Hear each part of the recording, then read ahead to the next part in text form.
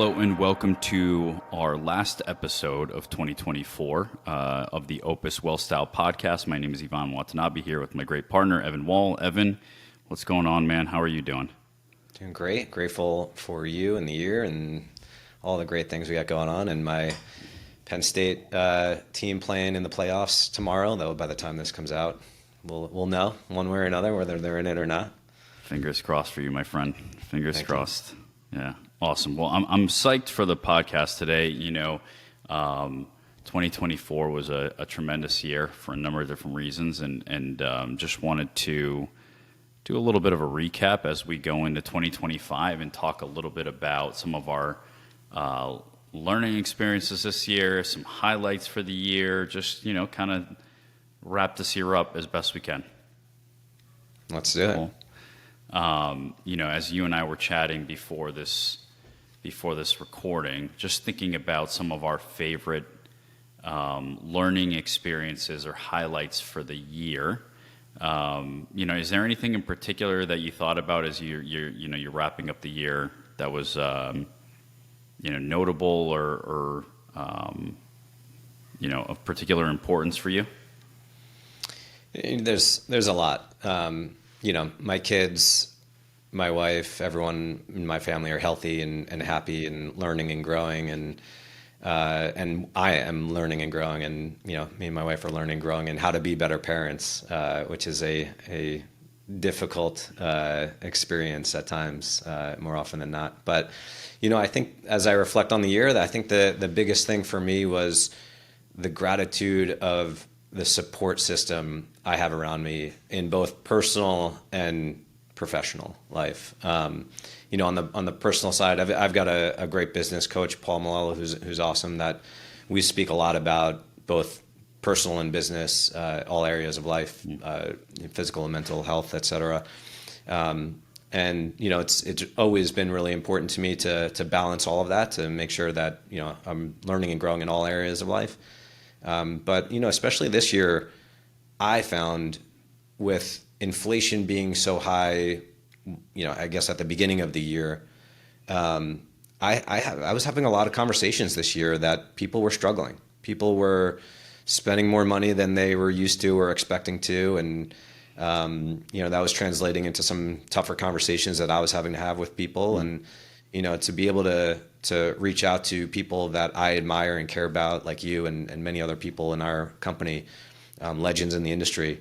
I'm just so grateful to have that kind of support system behind me to, just bounce ideas off of and, get some guidance when things get a little tough. Totally. It's funny. I was having a conversation with some friends of mine, and I really feel like today's day and age for guys our age, right? Young kids, middle of our careers, it's probably the greatest time for our demographic, to be able to openly say to our colleagues, our peers, our friends, our spouses, like, I'm having a challenge with X, Y, and Z. I need somebody to help me kind of workshop through this, right? Like, regardless of what the topic is, whether it's a business challenge, a personal challenge, physical challenge, whatever it might be, like, to just be able to say to another, person in your demographic, another man, to say, hey, I'm struggling through this. Can you kind of help me work through it, right? Also being able to say, like, our generation of dads is probably the most present dad ever, right? Mm-hmm. So it's a really awesome time, I think, for our generation. But to sort of, I'm totally with you on, reaching out to peers, or like you said, your coach when things are challenging, and also to be able to share with our friends and colleagues when things are going really well and we're having successes too, right? And feeling like, that you're able to share that with somebody is I think just equally as valuable. Yeah, even more so, especially people who know what you're going through. Like I can share some struggles or some successes with my wife, and she's either supportive or happy for my success. But it's just a little different when you share it with people like you or other people we admire who just get it, who know what we're going through. And when you say generation of being present with their kids, I come back to that time and time again of they don't care how successful I am. All they want is my attention, my love, and whether I had a great day, a tough day, they just want me to help them build or read to them or play with them or pretend on whatever pretending game we're playing. And so that's always been, especially this year, I'm learning that more and more that they don't care. They don't care if I hit my goals or not. They just want me to be there. Yeah, absolutely. It's been something that I've been working on for a while. Is just this, and sort of I use the same coaching outfit that you do, Empowered Mastery, and one of the things that we talk about is sort of multi-dimensional success, right? So you could be, extremely successful financially, but your kids hate you and your health is terrible and you're not taking care of yourself. Like that to me is not the definition of success, right? And you could be extremely fit, but maybe you're not meeting your financial obligations. Again, also for me, just not a definition of success. And so, being a very present and active father is definitely a priority of mine and has been, and certainly isn't easy. But you're 100% right. It just nothing else matters to our kids besides being right there with them. Yeah. Regardless playing of with what's them, going on. Totally, whatever. Yeah. But again, What about you? I sort of very much think about it. It's dawning on me recently. Again, this just concept of for us as dads, like it really feels like this is, it's never been such a good time to be a dad, right? Or it's never been a better time to be a dad in our generation. Like support from colleagues and friends, and not just primarily the moms taking care of the household, but dads being there as well, like just supported in that way. It definitely just feels better. And so I think I'm super grateful for being alive in this time as a dad with young kids, for sure. Yeah, and the fact that we get to be with them, be home. Like when I've said it many times, my dad commuted 5 days a week. God, it's probably 2 hours each way, with traffic, an hour and a half at least, 2 hours, sometimes more. He left early in the morning and came home late at night. We ate, dinner late. And so I saw him, very little, except on the weekends. And he was around, but, now between calls, I get to go out and, have a quick conversation with my kids. For sure. I think the other thing for me this year, so Luca being born in April, our second, was a completely different experience. I think Joanna, she polled some of her colleagues when she was pregnant with Luca. Was it harder to go from 0 to 1 or 1 to 2? Yeah, common question. Again, this isn't very scientific. It's just her way of polling some folks, and what she found was that the people that are super type A, like Gus and Joanna, super type A, it was easier to go from 1 to 2 than it was from 0 to 1, because when you're 0 to 1, your whole world flips upside down. You're really starting to learn how to deal with the lack of control, right? And 1 to 2, it's a logistical game a little bit more. You realize wholeheartedly that you don't have any control. Maybe you can kind of adapt with it a little bit better, but now it's just kind of figuring out some of the logistics. But it wasn't as scary for me the second time around. And that could be, because, we had Mia like peak COVID time too. One of the things I keep remembering in my mind is when we had that podcast with the child psychologist, I think. And we were trying to ask her all of our questions, and we were like, how do we get our kids to do what we want them to do? And the answer was, you don't. You just don't. Exactly. Yeah, Dr. Adawa coming in with the just right between the eyes. No, you absolutely, you'll never have control. So, I think for us, 0 to 1 was more difficult than 1 to 2. But what was really reinforced for me this year was after Luca, it was really challenging to kind of get my footing again with my routine, right? Working out, work-wise, with Joanna home on maternity leave, I really felt like I couldn't go do some of the things that I wanted to do, because if I had some free time, I really got to be there to support her, right? So, she's not there to just be there, taking care of him, but she needs a break too. So it was, especially from working from home, it was tough to kind of figure out the logistics of some of those things. But once he went to daycare and Joanna was back to work full time, I felt like I could finally get my routine back in order. So getting the kids up in the morning, taking them to daycare, going to work out, figuring out my routine, waking up earlier so that I could work earlier in the morning, but then starting my meetings maybe 30 minutes later than normal so that I could get that workout in beforehand. So that is really reinforced for me this year, is how important a routine is for my sanity, right? And my just daily. You're type A. Dude, it's like, Luca got pink eye, and I had to pick him up from daycare, and it just completely blew up my day. Like, meetings can get rescheduled totally fine, but it was like, all right, well, he's got to get these drops in, and then tomorrow, does that mean I can't work out because I've got to be home with them, so I've got to try to figure out a different way. It's just like completely obliterated the routine, right? So for me, I think that was double down this year, for sure, on how important it is for me. It took me a while to get comfortable with the fact that I'm no longer doing what I want to be doing. Yeah. In the sense that, like, normally before kids, I would, if I wanted to like read a book or go off in the case, I just wanted to like put in some more work, and now it's, you got to prioritize, you got to balance everything. So one of the changes I made this year was I started waking up an hour earlier, to exercise earlier. And so then it's like I could be, more present with the kids, help out, Lori, get the kids ready and out of the house, just to be a better father, a better husband. And she was pretty happy when I made that switch. Yeah, totally. I mean, listen, everything's a compromise, right? I mean, this sort of idea of work-life balance is just like a complete fallacy in my mind. Like there's never a balance. Something is always giving, right? So in your circumstance, hey, I've got to give up extra sleep and rest so that I can move these things forward and, kind of prioritize these other things.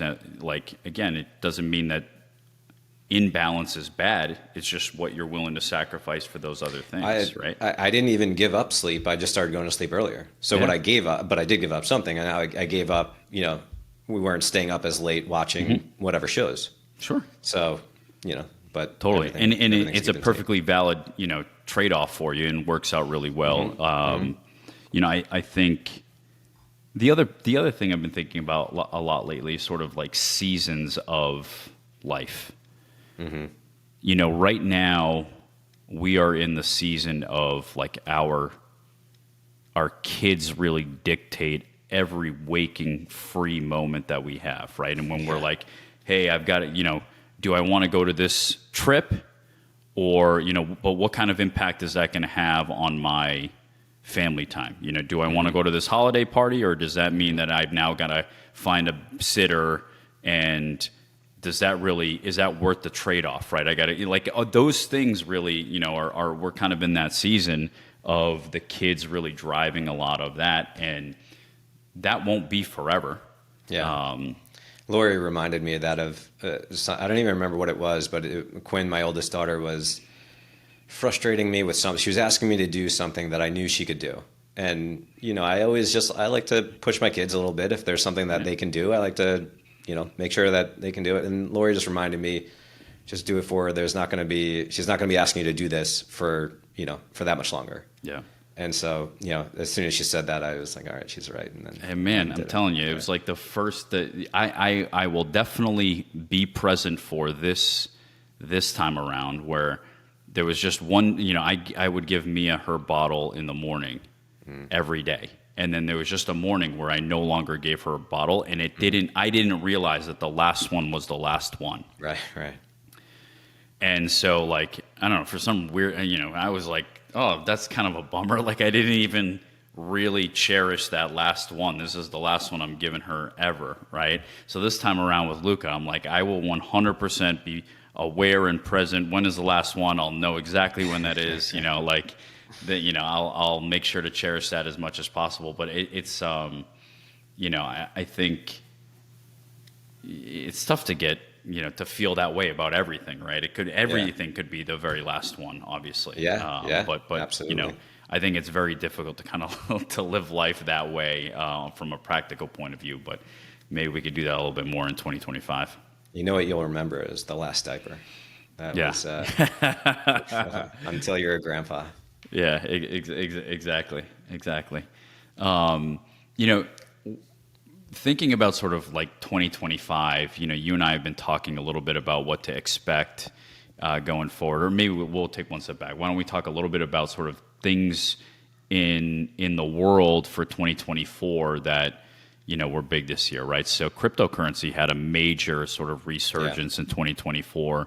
One of the things that you and I had talked about was sort of just the I don't know how to phrase it any better, but it's become a little bit more mainstream, right? To have cryptocurrency in the portfolio, to think of, major institutions are offering it. It's no longer kind of like, or from many circles, it's no longer like this fake money out in the ether that nobody really understands. It's become a little bit more clear, a little bit more legitimized for many people. I think happening this year. I don't know what your take is on it. And a lot of it's tied to the price and momentum, right? But because I think the price about tripled now. It's now over 100,000 as we're recording this. But we recorded that great episode with Chet earlier in the year on Bitcoin and got great feedback from that. A lot of people loved that episode. If you haven't listened to it, go back and listen to it. But yeah, I mean, people, it's no longer this fringe thing. And more people are wanting it as part of their portfolio. Not yet to replace the dollar, if that ever happens. I don't think you're going to be buying coffee with Bitcoin anytime soon. But yeah, it's certainly a part of the mainstream conversation again. Yeah, absolutely. I think we also sort of, the markets had a tremendous year, right? Specifically the S&P. Domestic equities crushed this year, really solid year. Inflation, we saw a decrease in inflation over the year. Anything else in particular that you thought was notable for the year? Politics aside. I'm personally very interested in AI or all science and technology thing. That's kind of my hobby that I follow very closely. And so,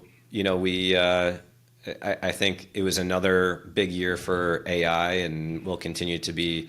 Next year, you'll see more agents. If you're not familiar with what that means, you'll have artificial intelligence take actions in the world on your behalf more and more so next year. Well, haven't really done so at all. So right now, people are just using it as large language models. You ask it a question, you ask it to create an image for you. Just last night, my son was taking a bath, and we were asking it to create images, and my son's big into Star Wars, so kept asking it to show Darth Vader and Luke in whatever, showing funny pictures to each other or just random things. So we had some fun with it. Actually, right before this call, my son came in and asked to speak to Gemini. So I like to try all the different AIs, ChatGPT, Gemini, etc. Gemini is Google's one. And so it was just having a conversation with it. He was asking math problems, some addition, simple multiplication, stuff like that. Actually, I think it was about 6 months ago, my son brought home some lemon seeds that he had got from a lemonade. I was at the bottom of a lemonade cup, and he said, "Let's grow some lemons." And I'm not much I don't have a green thumb, but I was sure. I said, sure, let's give it a go. So I pulled up ChatGPT and said, how do we grow a lemon tree? And it's been, again, about 6 months now. It's now it's about yay big, 6-7 inches. It's got a bunch of leaves, and every 2 weeks we take a picture, we upload of the plant, we upload it to ChatGPT and say, how's our lemon tree looking? Anything we should be doing differently? And it types out this whole thing of it's looking great. You might want to give it more fertilizer or don't overwater it or whatever the case may be. There were some yellowish on the tips. And so it was just, and now they're so into it, and I'm into it too. So every morning we turn on the little light because we had to bring it inside for the winter, and they're into it. It's such a great learning experience. I'm learning how to do it. They're learning with me.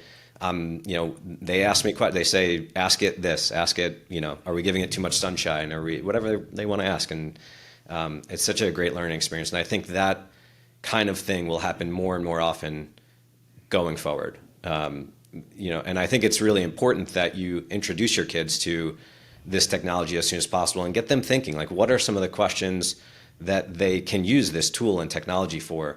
What do you want to learn about? Anything. Star Wars, growing lemon trees, whatever. So I'm really into that, and I think that we'll see more of that going forward. Yeah, absolutely. I mean, listen, it's not going away. No. It's going to be a bigger and bigger and bigger part of our lives as we go forward. And so I think, shying away from it is a huge mistake, right? I think figuring out a way to sort of fold it into your life only makes sense, and introducing it to the kids early is great. I might copy you on that idea. Maybe we'll help Mia grow a plant. Just encourage curiosity, like whatever Totally. she's into. If it's unicorns and rainbows, then pull up, I think the best image generation one right now, at least in my opinion, is Grok on what was Twitter, now X. So you could just say, like, make me a realistic, unicorn, sparkly rainbow, whatever, and have her come up with something, and it's like 5 seconds later, it's incredible. Like, blows my mind. They probably think it's just like whatever because that's what they're used to. But Oh my goodness. yeah, I'm definitely going to have to take a look at it. I think for 2025, it'll be a something that I'll be focusing on for sure. How to incorporate it more into our lives. For you, anything in particular you're thinking about for 2025? Want to accomplish anything? A stretch for you? And any thoughts for 2025? On a personal front, my wife and we're just trying to figure out how to get our kids to eat more variety of food, specifically healthy foods. It's just something we've been struggling with. I know we're not the only ones, but especially my daughter, she just eats pasta with butter and maybe pizza and bread, et cetera. But there's not much. And so we go out to all these restaurants, and it always just, I want to be the best. I want them to be as healthy as possible, obviously, but I get frustrated when they just don't try all these great foods. So that's one thing. We definitely want to, figure that out and at least make some progress. It's not going to be perfect, but at least make some progress there. That's on the home front. And business-wise, just keep growing. I mean, I've certainly set some goals, and I'm an ambitious person, but I just want to keep being a better advisor, a better steward for my clients, and just be there for as many people as possible. Totally. I love that. I think for me, I've been training for a while. I don't necessarily know for what, but For life. yeah, I mean, yes, for longevity for sure. But I definitely have a competitive streak in me, and so just trying to figure out if there's a competition or something I could have some focused goal to train for. So whether that's finding out a little bit more information on High Rocks. Is some sort of other. I hate running, so running for a marathon, training for a marathon is not something I'm interested in whatsoever. But maybe a High Rocks competition or something along those lines. I'll be sort of interested. Is that like a Tough Mudder kind of thing? Yeah, it's a Tough Mudder, but it's Tough Mudder with some running. It's international. It's an international competition. I'm not going to be competing for a pro card, obviously, but I want to have I could finish the Open right now. I'm pretty confident in that, but I'd like to have a respectable time. I'm still trying to figure out what that means and what kind of training would be involved with that. But yeah, I need some level of competition focused goal in mind that'll help me out. So, and then, I think this year, one of my favorite things that we did besides have Luca obviously was go to Napa.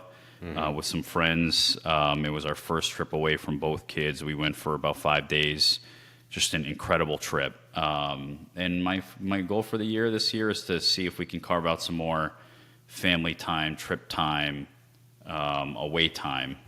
With the kids? The little guy. Yeah, with and without Yeah. the kids. Yeah, Both. both, yeah. Both. Yeah. Yep, for sure. So I think that'll be a focus of ours for the year. Love it. Yeah, it's important to have both. You know, time, the experiences with the kid while the kids are young is, you know, memories they'll have forever, and you'll have forever, and not so rejuvenating. So you need some of that downtime with the wife. No doubt, absolutely. Well, anything, you know, as we kind of wrap up 2024, anything in particular you want to leave the audience with, or anything in particular that you want to sort of shout out? It's been a lot has happened this year. You know, some ups, some downs, some struggles, some victories, successes. And so, you know, again, I just want to express my gratitude for the people in my life, my family, my friends, colleagues, people who care about me, who I care about them. And, you know, just be so grateful for the health of our family, of our loved ones. And as 2025 is going to be an interesting one. It'll be a good one. For sure. Well, listen, man, I appreciate you. Super grateful for our partnership, and this has been a lot of fun. Another great year in the books. Looking forward to another great year together.